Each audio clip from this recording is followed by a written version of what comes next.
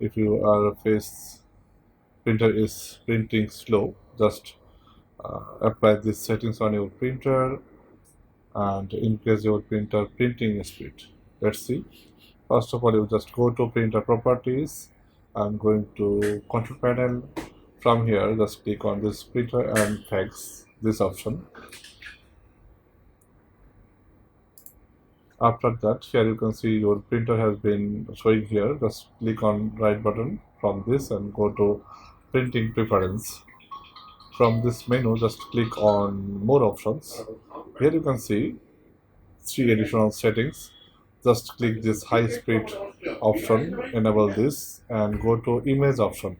Here you can see emphasis text will be off, and enable the EDG smoothing.